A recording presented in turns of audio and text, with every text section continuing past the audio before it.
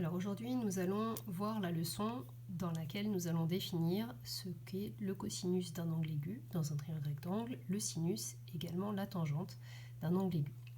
Alors le cosinus, le sinus et la tangente, ce sont d'un angle, ce sont des rapports de longueur dans un triangle qui comprend cet angle. Donc ils ne vont avoir du sens que dans un triangle rectangle, on détaillera un petit peu plus loin pourquoi. Donc par définition, le cosinus d'un angle aigu dans un triangle, ça va être la longueur du côté adjacent à cet angle divisé par la longueur de l'hypoténuse. Le sinus, lui, ce sera la longueur du côté opposé à l'angle divisé par la longueur de l'hypoténuse. Et la tangente, ce sera la longueur du côté opposé à l'angle divisé par la longueur du côté adjacent à l'angle. Vous allez me dire c'est bien gentil, mais à retenir par cœur, ça ne va pas être évident. Alors il y a un moyen mnémotechnique très simple qui vous permet de retenir les trois formules. Ce moyen mnémotechnique, c'est la formule SOHCAHTOA. En écrivant SOHCAHTOA sur votre fiche d'exercice ou d'évaluation, vous pouvez retrouver que sinus, donc là on écrit sans les mots longueur pour être en abréviation, bien sûr c'est toujours longueur du côté opposé et longueur de l'hypoténuse. Donc on va retenir que le S de sinus, c'est opposé sur hypoténuse. Cosinus, ça va être côté adjacent sur hypoténuse. On retrouve le A de adjacent, le H de hypoténuse. Et tangente, c'est la longueur du côté opposé sur la longueur du côté adjacent. Donc vous, ce que vous devez retenir pour retenir les trois définitions, c'est ça, SOHCAHTOA, à apprendre par cœur. Alors maintenant, voyons comment on va pouvoir les écrire. Premier exemple, je vous donne un triangle ABC rectangle en A. On va s'intéresser à l'angle ABC, donc à cet angle ici. On identifie son côté adjacent. Je vous l'ai marqué pour vous aider. On a l'hypoténuse du triangle, et donc là, AC, c'est le côté opposé à l'angle ABC. Donc le cosinus, par définition, c'est le côté adjacent divisé par l'hypoténuse. Donc la longueur du côté adjacent, ça va être AB, divisé par l'hypoténuse, la longueur de l'hypoténuse, c'est BC. Ensuite le sinus, longueur du côté opposé, donc AC, divisé par longueur de l'hypoténuse, BC. Et enfin la tangente, c'est la longueur du côté opposé sur adjacent, donc longueur du côté opposé, c'est AC, divisé par la longueur du côté adjacent, c'est AB. Là, c'est simplement pour vous entraîner à l'écrire avec les longueurs en lettres. Maintenant, on va faire la même chose, mais avec une application numérique. On reprend notre exemple. Là, on va s'intéresser à un triangle EFJ rectangle en F, et puis on va parler de l'angle FJE, qui est ici. Je vais vous demander d'écrire le cosinus, le sinus et la tangente. Alors, le cosinus, on a dit, c'est le côté opposé à l'angle FJE sur le côté adjacent sur l'hypoténuse. Donc le mieux, quand vous avez un exercice comme ça à faire, c'est d'écrire le nom des côtés. Donc par rapport à cet angle-là, de toute façon, là, le côté EJ, c'est l'hypoténuse. Le côté adjacent à cet angle, c'est FJ. Et le côté opposé, c'est EF.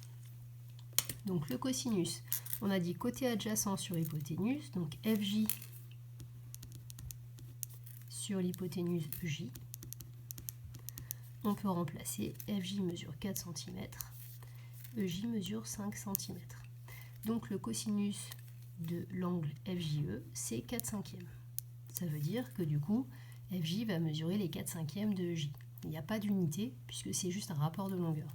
Soit vous pouvez donner le cosinus en écriture fractionnaire, soit sinon, vous pouvez donner l'écriture décimale. Peu importe, si on ne vous dit rien, c'est vous qui choisissez. Sinon, vous regardez bien ce que l'énoncé vous dit. Ensuite, même principe pour le sinus de FJE. Donc cette fois-ci, sinus, on a dit, c'est côté opposé sur hypoténuse. Le côté opposé, c'est EF. L'hypoténuse EJ. Donc là, on a 3 cm sur 5 cm. Donc c'est 3/5 ou encore 0,6. Et pour finir, la tangente, c'est la longueur du côté opposé divisé par la longueur du côté adjacent. Donc côté opposé EF, côté adjacent FJ. Donc ça fait 3/4. Ça fait 0,75. Voilà le principe. Quelques remarques et propriétés pour terminer ce paragraphe. D'abord, le sinus et le cosinus, quand vous allez les calculer, il y a un moyen pour vérifier que vous n'êtes pas trompé. Ce seront des nombres toujours compris entre 0 et 1.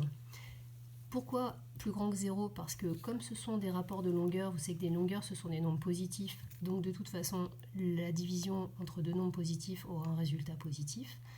Et puis, ils seront toujours plus petits que 1. Parce qu'en fait, comme l'hypoténuse, c'est le plus grand des côtés du triangle, à chaque fois, pour le cosinus et le sinus, on va diviser par l'hypoténuse. Donc le côté opposé sera toujours plus petit que l'hypoténuse, le côté adjacent sera toujours plus petit que l'hypoténuse. Donc du coup, vos deux fractions, elles seront plus petites que 1. Donc au final, votre cosinus et votre sinus seront toujours des nombres compris entre 0 et 1. La tangente, elle peut être plus grande que 1, mais par contre, en tout cas, sera toujours aussi un nombre positif, puisque c'est un quotient entre deux longueurs qui sont des nombres positifs. Comme on l'avait vu dans l'introduction, cosinus, sinus et tangente ne dépendent que de la mesure de l'angle. Ils ne dépendent pas de la longueur des côtés. C'est-à-dire que si vous avez un angle de 60 degrés, et bien, quelle que soit la taille des côtés du triangle, les angles mesureront le cosinus de cet angle mesurera toujours la même chose. Pour finir, donc là, comme je vous l'ai dit tout à l'heure, le cosinus, sinus, tangente n'ont pas d'unité parce que ce sont des rapports de longueur.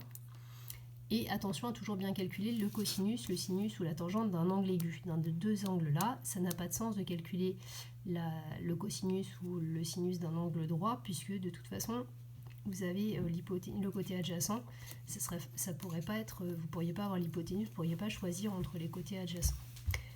Et puis, calculer un cosinus, un sinus ou une tangente dans un triangle qui n'est pas rectangle, ça n'a pas de sens, puisque l'hypoténuse dont on a besoin pour les définitions n'existe que dans un triangle rectangle.